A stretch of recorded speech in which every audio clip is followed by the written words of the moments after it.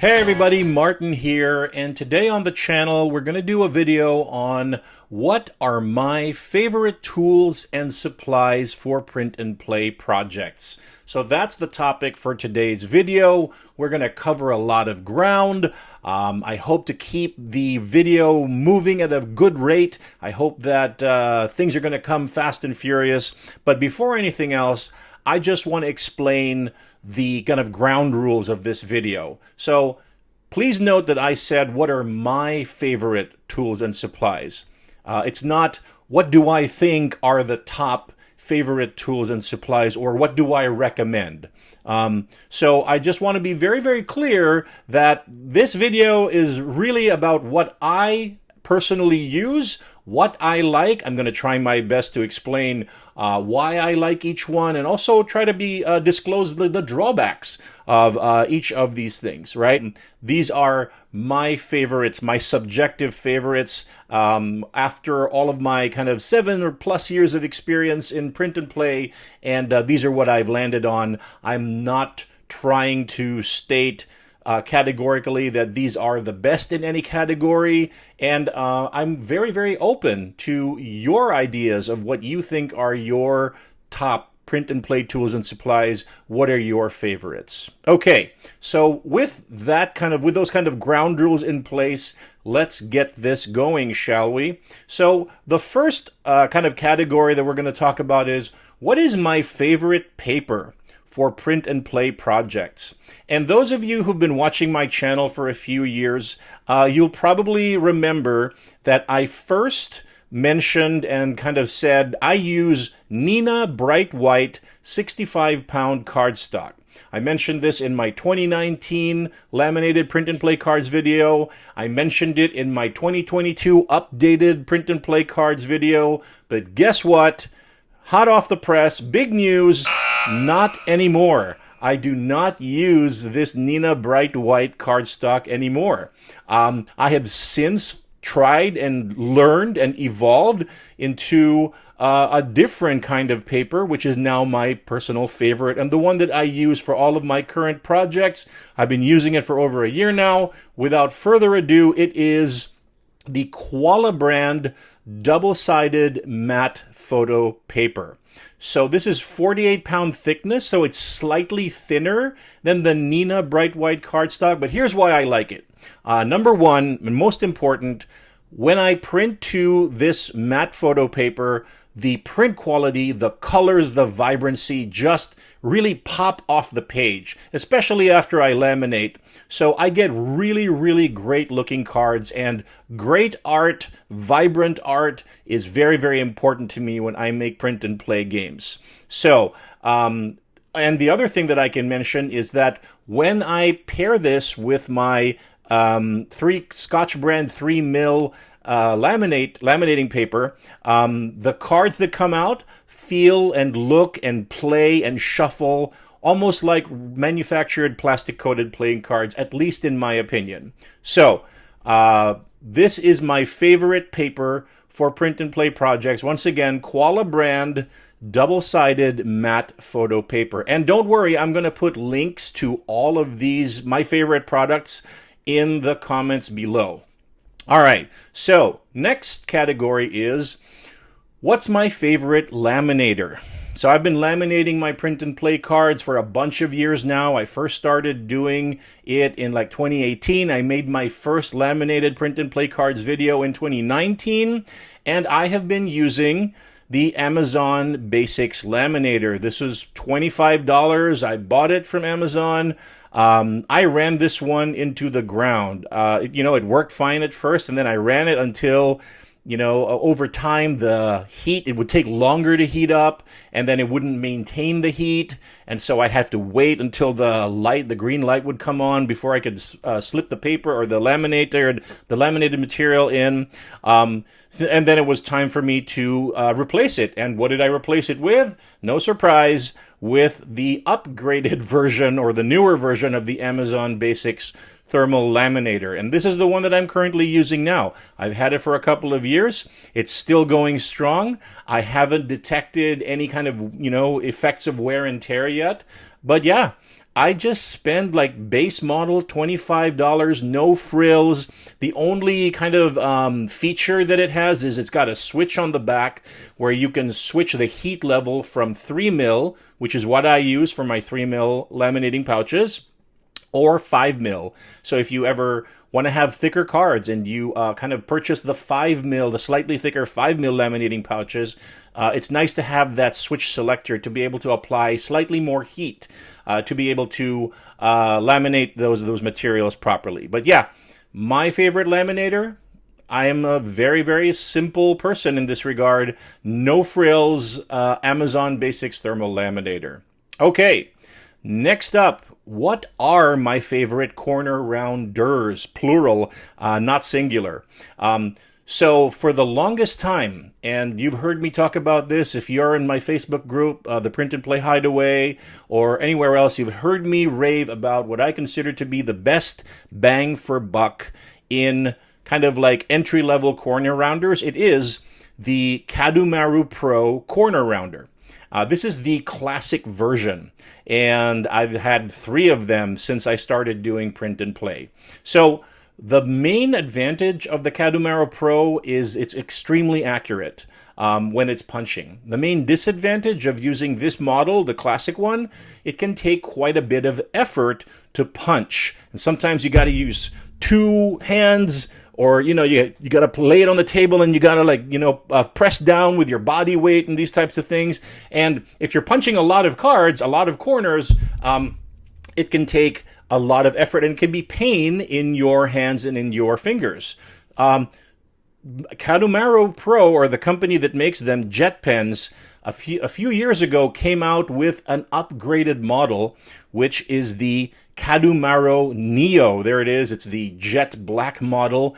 It also comes in white. And by the way, the original Kadumaru Pro Classic model is about $12 to $14, and this Neo is just a little bit more. It's like $16 to $18.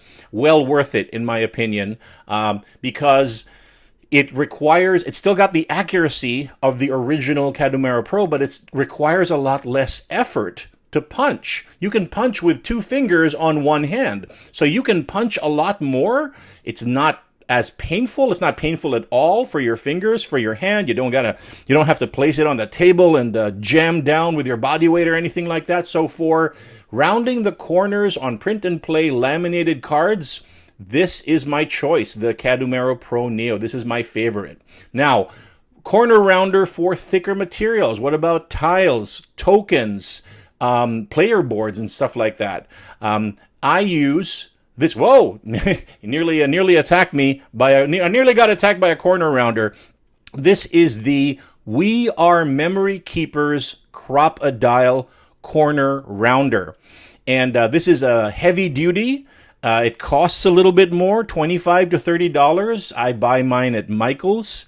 And I've had like 3 of them over the years, and this is still one of my favorites, tried and true for cutting corners, punching corners on thicker materials. It's got 2 corner radiuses, the ½ inch and the ¼ inch.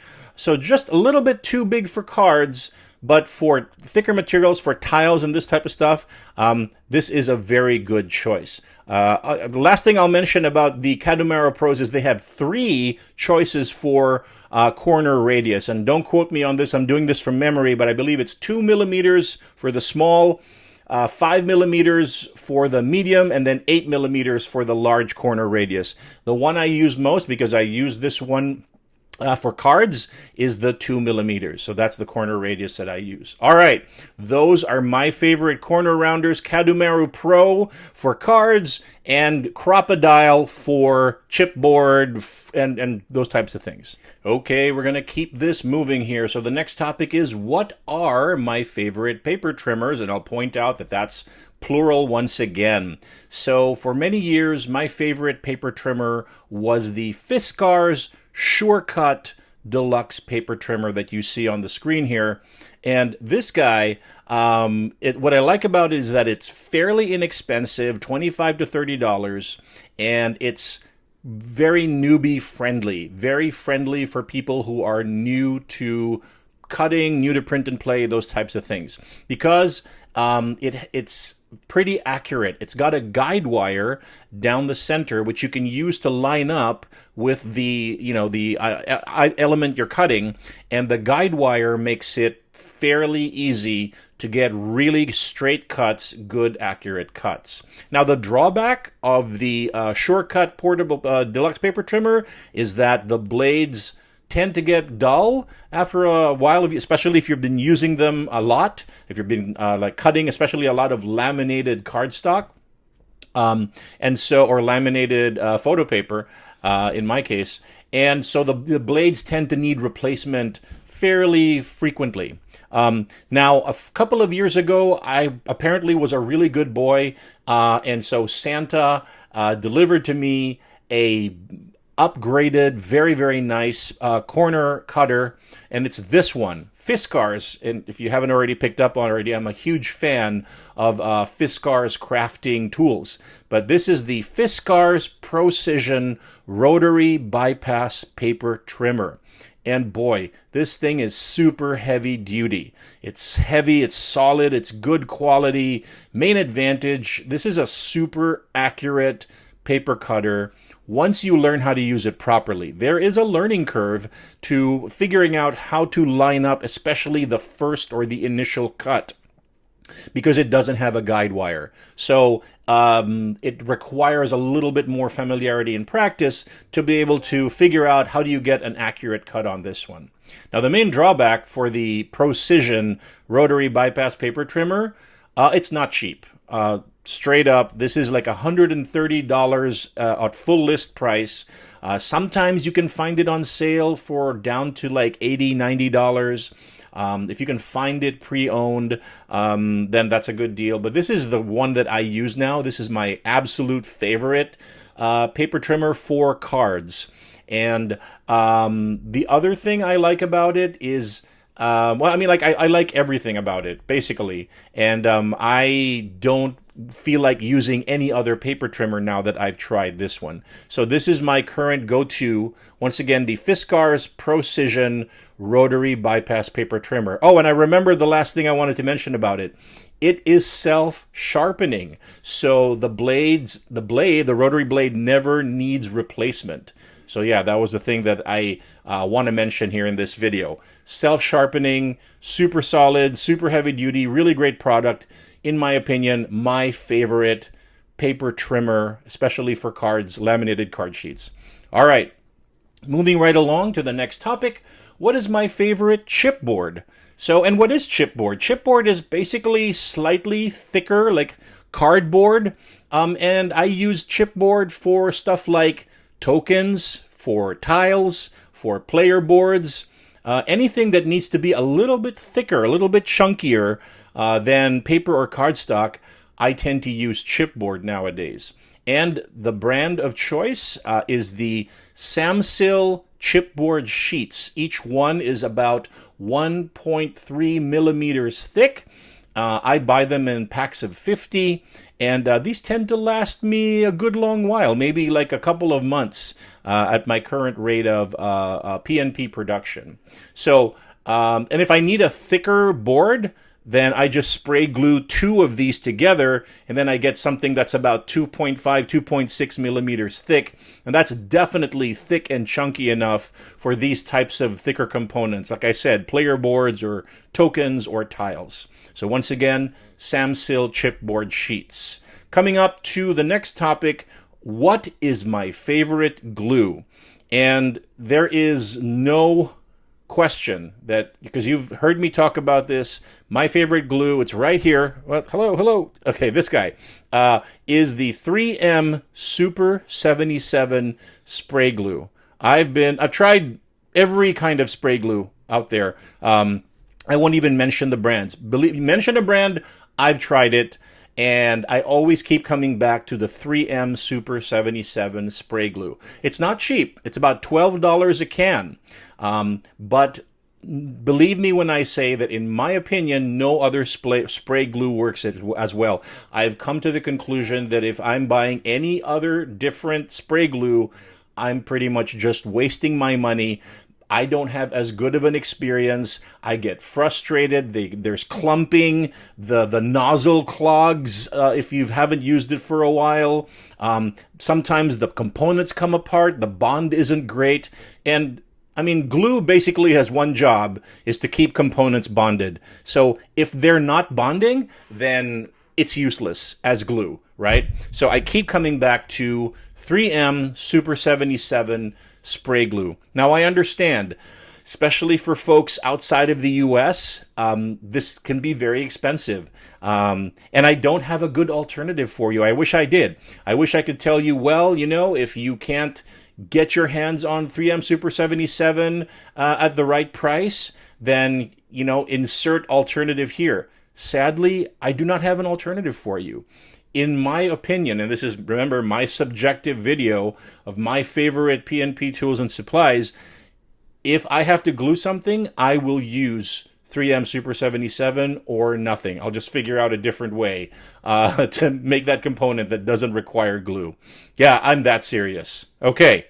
So we have come to the end of this video, and it's time to summarize all of my favorite print and play tools and supplies that I've mentioned in this video. So number one, my favorite paper, Koala brand double-sided matte photo paper, 48 pounds. That's my current favorite. My favorite laminator, Amazon Basics. I use the old model, and then I upgraded. I use the new model, and that's what I keep using. Also, pretty well rated is the Scotch brand thermal laminator. Again, I'm looking around the $25, $30 mark. I'm not looking for anything upgraded with bells and whistles, just the base model. Okay, favorite corner rounders, Kadumaru Pro Neo, the new model, the black one, also comes in white, and the We Are Memory Keepers Crocodile for thicker components like chipboard. My favorite paper trimmer is the Fiskars Procision Rotary Bypass Paper Trimmer. My favorite chipboard, the Samsil 1.3 millimeter chipboard. I buy them in packs of 50. And once again, remember, I'm going to try to put links to all of these items in the description below. And then finally, my favorite glue, 3M Super 77 spray glue. All right, we've come to the end of this particular video of what are my favorite print and play tools and supplies. All that remains is for me to ask you if you like this content, if you like this video, if you want to see more of this content. Hey, you know what to do. Please like it. Please subscribe. Please keep on watching the videos on my channel, and that's going to help keep me doing and putting out this kind of content for you. And as always, thanks for really watching my content. Until the next time, this has been Martin. I'll catch you on the flip side.